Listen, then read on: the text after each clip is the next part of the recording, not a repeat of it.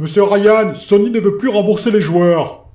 Vous parlez de quoi là? Vous parlez de ce jeu là, Cyberpunk là, qui marche même pas sur une PS4? Vous rigolez j'espère? Donc si je comprends bien, nada pour les joueurs quoi.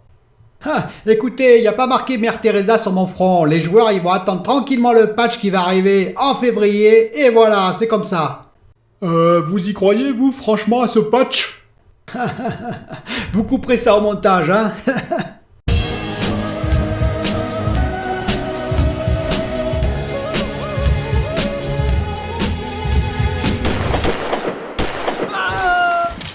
Bonjour les amis, heureux de vous retrouver pour cette nouvelle vidéo.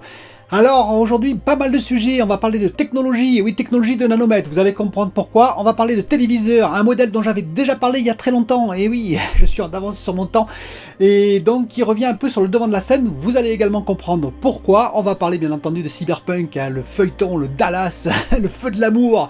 C'est un peu terrible en ce moment, ça, bon, tous les jours on a des news.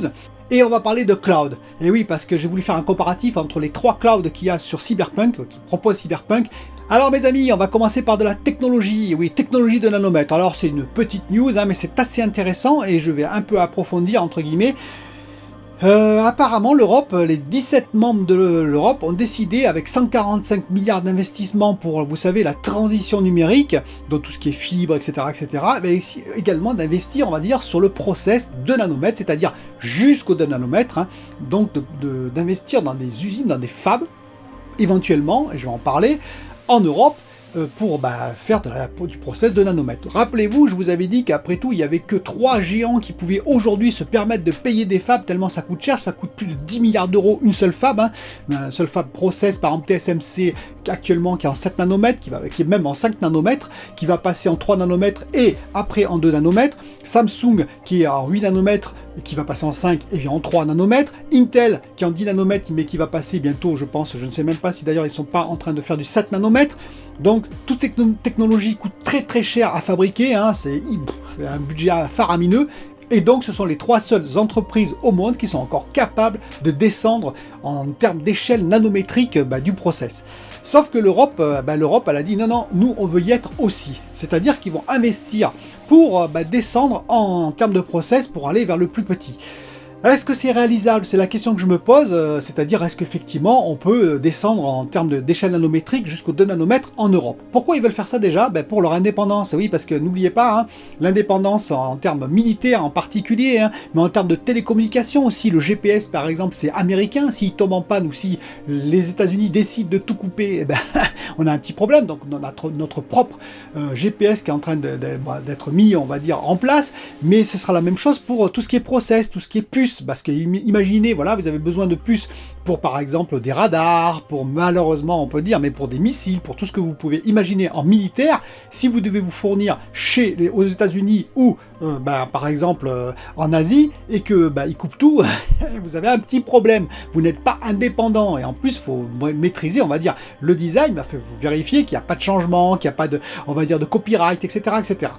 Donc, indépendance de l'Europe vis-à-vis des autres pays.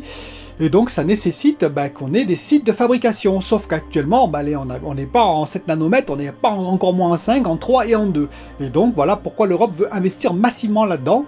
Est-ce qu'ils le feront? Avec quelle entreprise? On verra, hein, mais c'est assez intéressant de voir l'évolution de l'Europe là-dessus. Et ça peut amener effectivement de belles opportunités en Europe.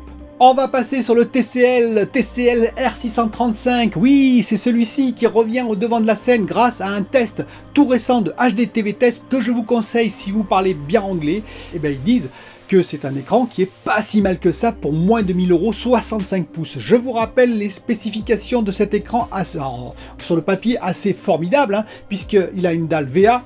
Donc c'est déjà pas mal, puisque vous savez, VA c'est Vertical Alignment des LCD, donc un noir un peu plus profond que les dalles IPS, un angle de, on va dire, de vision un peu plus réduit, mais un noir un peu plus profond.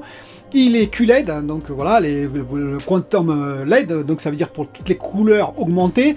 Il est également 120 Hz, il est VRR, Variable Refresh Rate, pour, vous savez, tout ce qui est le gaming en particulier. Il a un input lag vraiment très bon qui descend en Full HD jusqu'à 8 millisecondes, et, sinon c'est 19 millisecondes en 4K. donc quand même c'est pas si mal que ça hein, pour un écran LCD, mais ce n'est pas tout.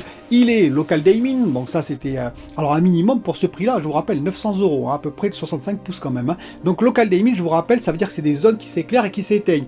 Ça n'équivaut pas au OLED où c'est chaque, on va dire LED en l'occurrence qui peut s'éclairer ou s'éteindre, hein, mais ça a fait des zones de plus en plus petites. Surtout qu'il est mini LED. Et oui, mini LED. Il a 160 zones de local dimming. Je vous rappelle que par exemple le XH90 de Sony, qui est un bon écran LCD, n'a que 32 zones. Donc 160 zones, ben, l'effet blooming est diminué. Eh oui, parce que quand vous éclairez des plus petites zones, ben, la zone d'à côté reste noire. Et plus la zone que vous éclairez est petite, jusqu'au OLED où c'est juste un pixel, eh bien voilà, vous obtenez des blooming réduits. Donc pour ça, il est très très bon également. Donc mini LED, donc ce qui veut dire mini LED, eh bien, ça veut dire plusieurs, on va dire LED par zone, hein, ce qui fait que ça intensifie les pics lumineux puisqu'il dépasse les 1000, il est à 1045 candelas par mètre carré. La mesure c'est sur HDTV Test, hein, donc c'est quand même un très très bon écran en termes de luminosité. Voilà, il a plein de qualités pour 900 €, je vous le rappelle. Alors il n'est pas en Europe actuellement, c'est ça son défaut. Mais, je le répète, alors HDTV Test lui a mis le award hein, pour le rapport qualité-prix, entre guillemets. Il dit que c'est un très bon rapport qualité-prix, la nuance des gris est quand même bien respectée, les couleurs sont bien respectées, etc., etc., etc. Alors, je vous le rappelle, il n'est pas encore disponible en Europe. Alors, vous allez me dire, mais pourquoi t'en parles? Puisque j'en parle depuis plusieurs fois. Eh bien, parce que je vous le répète, en 2021, TCL a bien dit qu'ils voulaient intensifier leur présence en Europe. Et donc, le R635 que vous avez là, vous aurez un nouveau modèle qui sera sans doute encore meilleur, et peut-être pour le même prix, on peut espérer. Alors imaginez 900 €, un modèle qui est encore meilleur que celui-ci, qui comporte aussi le HDR10 plus le Dolby Vision, hein, tant qu'on y va, eh bien ça peut faire mal quoi. Je veux dire que les écrans 65 pouces équivalents, par exemple le XH90 de Sony, c'est 1300 €, vous pouvez le trouver à 1200 €, mais pas à 900 €. Donc c'est très intéressant l'arrivée de TCL et de Hisense, parce qu'Hisense aussi prépare pas mal de choses pour l'année prochaine. Et donc le CES qui va arriver en 2021, le Consumer Show hein, qui va arriver en 2021, eh bien je le suivrai et je suis très intéressé de voir toutes les annonces de ces marques et des autres marques bien entendu. Passons à Cyberpunk. Alors avec CD Projekt, on a eu le droit à une lettre d'excuse assez laconique, hein, faut le dire, mais une lettre d'excuse qui dit ben voilà, désolé d'avoir on va dire, désolé d'avoir floué les joueurs PS4 et Xbox One, hein, grosso modo, ça voulait dire ça, hein, même s'ils l'ont pas dit comme ça, bien entendu. Et donc, ils proposent des remboursements. Alors, Sony, de leur côté, ça c'est intéressant, on dit, nous, on arrête les remboursements, vous allez comprendre pourquoi. J'ai trouvé ça assez ironique. C'est-à-dire que Sony avait commencé, il y avait quelques joueurs qui avaient pu se faire rembourser les jeux PS4, en l'occurrence, mais comme CD Projekt a fait ce communiqué qui est intéressant, parce qu'ils disent quoi? Ils disent, premièrement, il va y avoir un patch fin de semaine, là, qui va arriver, hein, le patch 1.05, on va dire, et surtout, il y aura deux grosses mises à jour qui arriveront janvier et février pour mettre à niveau tout ça, c'est-à-dire peut-être entre parenthèses, ils en ont pas parlé d'ailleurs, mais la mise à jour aussi next-gen, c'est-à-dire avec des améliorations de next-gen, mais surtout amélioration PS4, Xbox One. Ils insistent, hein, j'espère qu'ils réussiront parce que vraiment, ils insistent là-dedans. Peut-être qu'il faudrait rembourser tous les joueurs hein, qui ont PS4, Xbox One et dire on arrête et on fait de la next-gen. Mais bref, ils veulent réussir là-dedans, hein, ils veulent réussir sur la PS4 et la Xbox One, je leur souhaite bonne chance. Et du coup, Sony, il a entendu ça, il a dit « Oh, bah alors, j'arrête de rembourser. Vous attendrez, tous ceux qui ont pris la PS4, bah, vous attendrez janvier ou février. Ben voyons, vous aurez une belle mise à jour de la part de CD Projekt et tout va bien marcher, tout va rentrer dans l'ordre. » Voilà, donc bon, bref, c'est un vrai feuilleton. Hein. Alors, je voulais parler de mon expérience sous Cyberpunk encore, mais plutôt en vision, on va dire, cloud. Il y a 3 propositions de cloud, et c'est là où je voulais en venir, c'est qu'actuellement vous avez Shadow, que j'ai oublié, hein, le cloud français, vous avez Stadia, et vous avez bien entendu GeForce, dont je vais parler, parce que cette expérience-là que j'ai, mais je vais parler des autres aussi.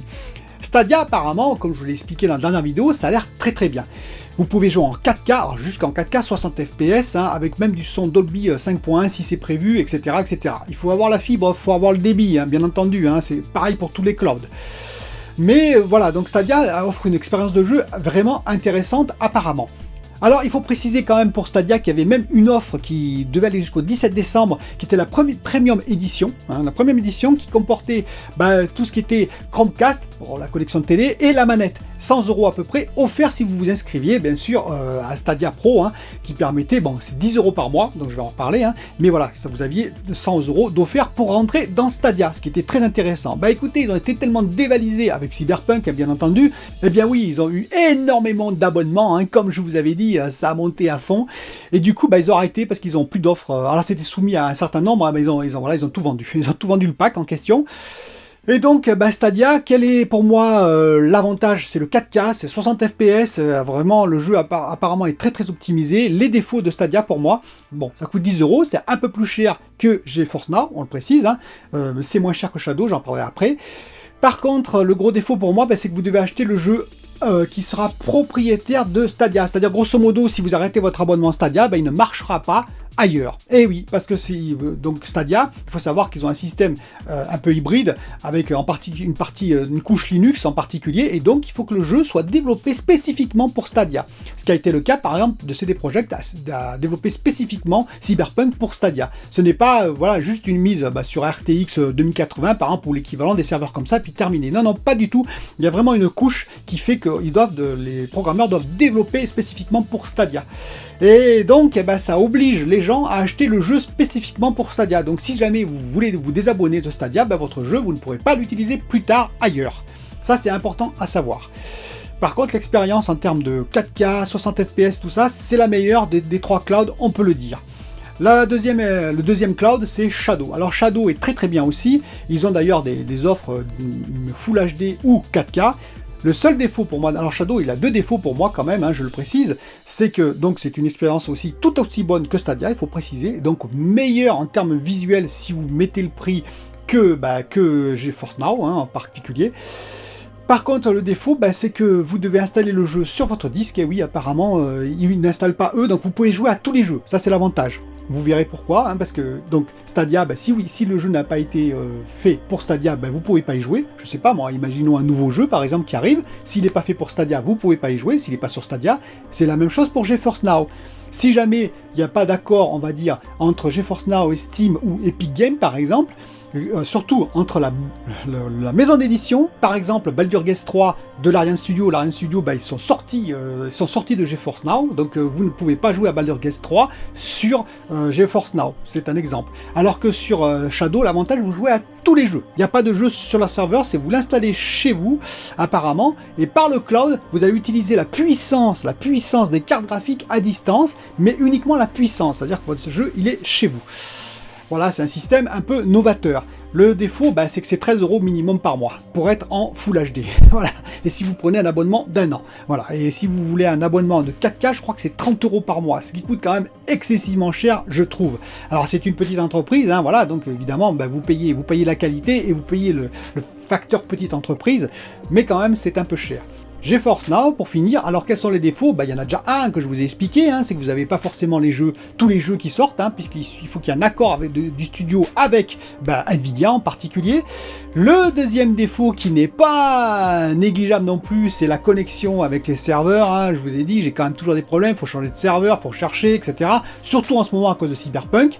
Voilà, donc voilà, c'est pas un défaut à négliger. Le troisième défaut, c'est qu'on est en Full HD. Eh oui, excusez-moi, c'est pas horrible, mais bon, on est en Full HD si on veut jouer en 4K. Alors, comme je vous l'ai expliqué, on peut le mettre sur le téléviseur et jouer en 4K, mais bon, c'est pas le topissime par rapport à du 4K direct.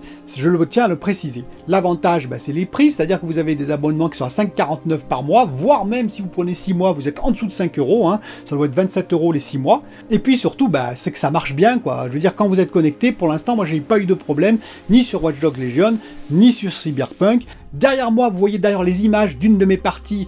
J'ai mis en haut à droite, vous voyez les FPS, grâce au logiciel Fraps, en particulier, qui est gratuit, Et donc, vous voyez, ça tourne quand même pas si mal que ça. Alors oui, c'est du Full HD, attention, mais j'ai mis tout au maximum. Tout. J'ai tout mis au maximum, et je tourne entre 55 et 60 FPS. Bon, alors c'est du Full HD, je répète, mais c'est quand même pas si mal, voilà, tout au maximum. Voilà, c'est correct, moi je joue bien, je m'éclate. Donc dites-moi si vous êtes dans le cloud, parce que j'ai pas parlé d'Amazon bien entendu puisqu'ils n'ont pas Cyberpunk pour l'instant, j'ai pas parlé de Facebook, etc. etc. Dites-moi si d'ailleurs vous-même, vous avez fait l'expérience du cloud, lequel vous avez choisi et si ça vous convient ou pas. Et en tout cas, moi je vous dis à bientôt pour une autre vidéo où je parlerai, d'ailleurs je vais essayer bientôt de m'intéresser aussi au Tempest, vous savez le 3D Tempest et le Dolby Atmos de la Xbox Series X, puisqu'on m'a demandé un peu le comparatif, je vais voir si je peux trouver des informations là-dessus. Je vous dis à bientôt pour une autre vidéo.